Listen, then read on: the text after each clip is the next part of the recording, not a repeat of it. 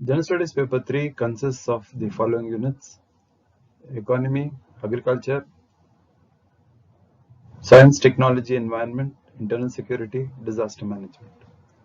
So economy, we're doing one question on economy.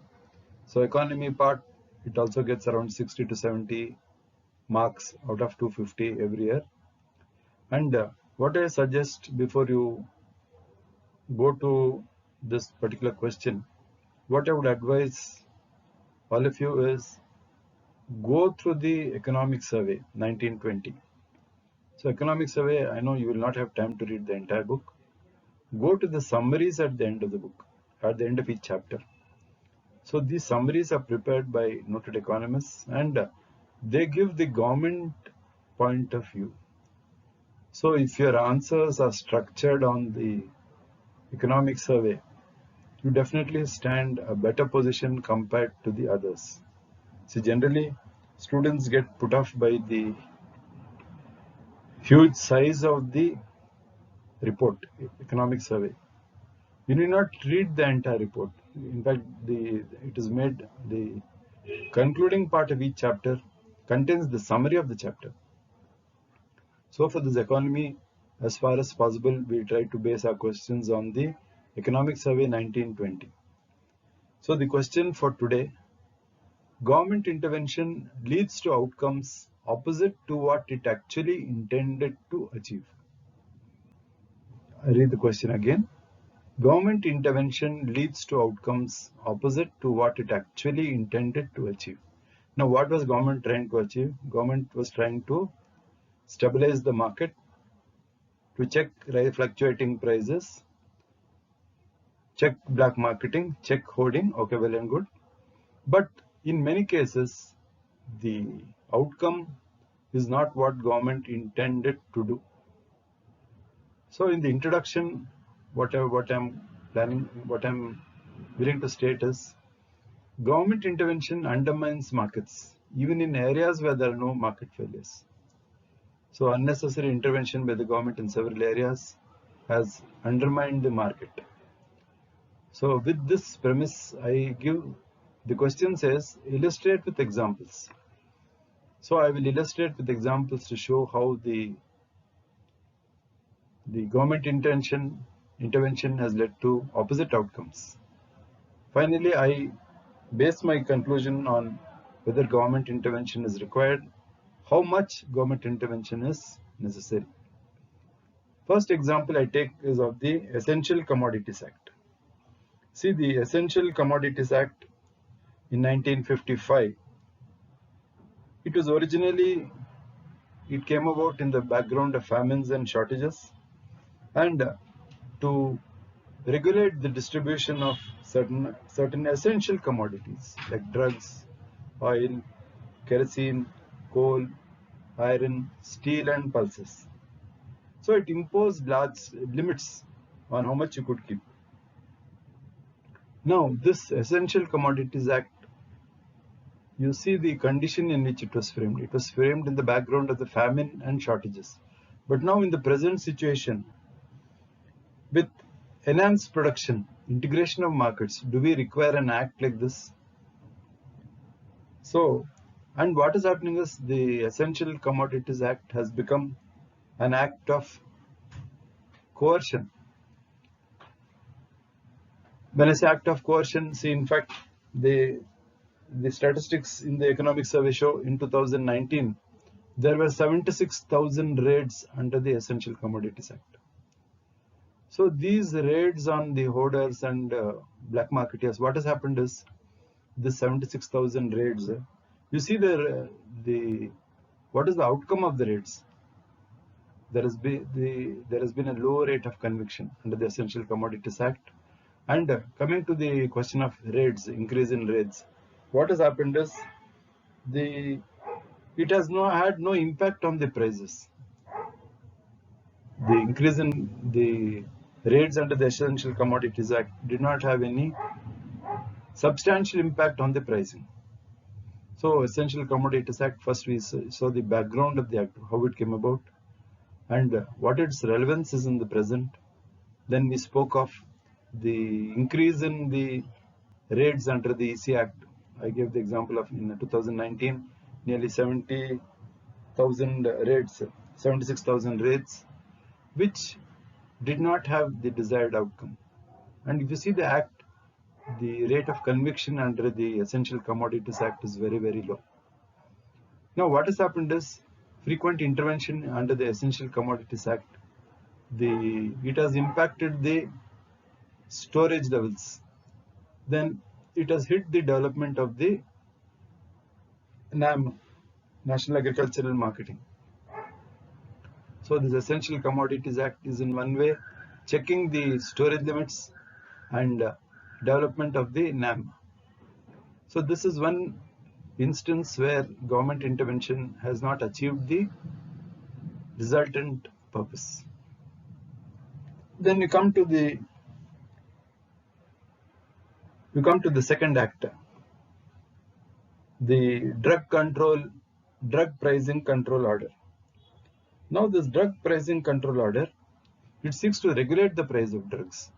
So now what has happened after government brought about this order, the price of an unregulated drug is cheaper than that of a regulated drug. And what is happening is the government hospitals are not getting access to this regulated drug, whereas it's available easily in the private pharmacies. And okay, what is the objective of the drug pricing control order? It was supposed to make drugs at affordable price available to everybody, but somehow this has not been possible. Again, here it is the government intervention undermining the purpose of intervention. The third important thing, example I would like to give, is of debt waivers. Now, see, our study, the economic survey points out that the full waivers made in respect of a group of beneficiaries has made them consume less, save less, invest less, and made them less productive. Whereas people who had this partial debt waiver, they are in a better position than the full debt waivers. Another thing in this debt waivers is they disrupt the credit flow. So now the farmer who wants a loan is not able to get because of the debt waivers. The banks do not have sufficient credit, and as I told you, this is affecting the credit flow to the genuine farmers. Coming to the food grain markets. Now the food grain markets, what has happened is, see, government is the biggest producer and hoarder of rice and wheat. So government has got a monopoly in procuring food grains and hoarding good food grains. Now what is happening is, this food subsidy burdens has led to a lot of inefficiencies in the market mechanism.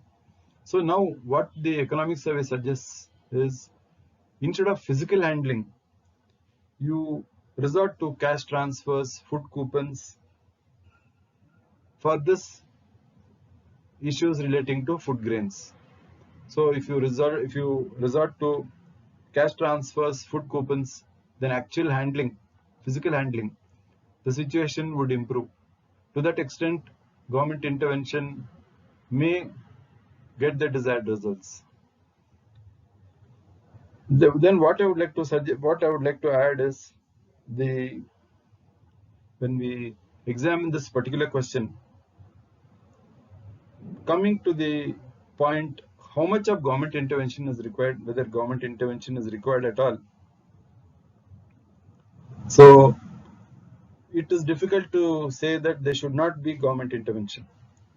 Government intervention is necessary. I do not say that government intervention should not be there.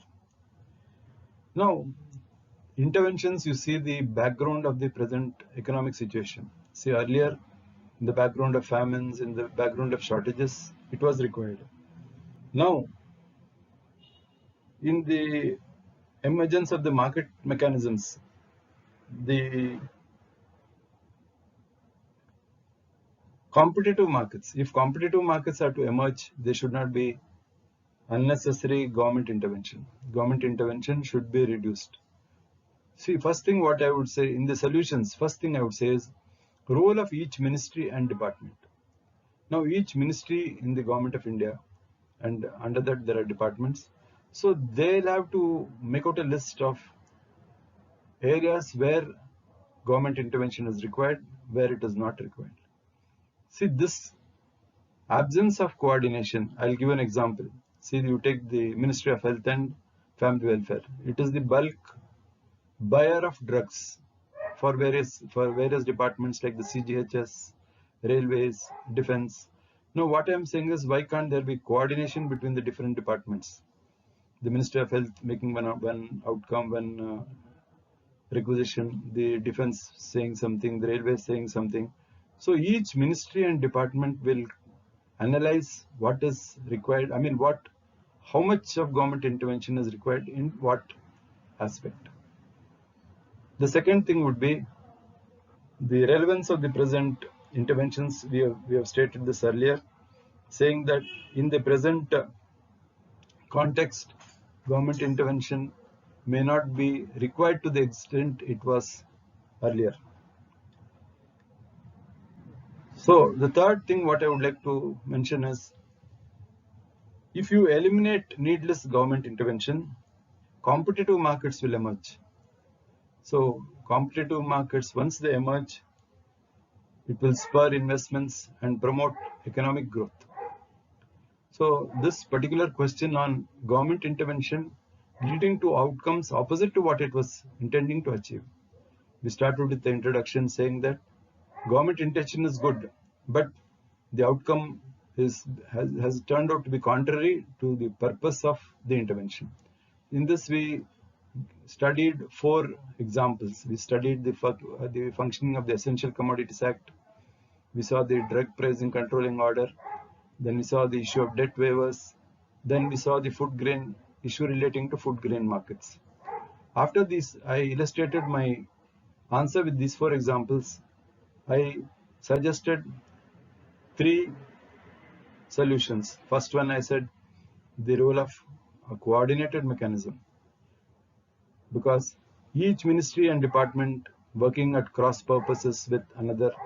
So unless each ministry and department sits and decides where there should be government intervention, where there should not be government intervention, the purpose of government intervention may not succeed.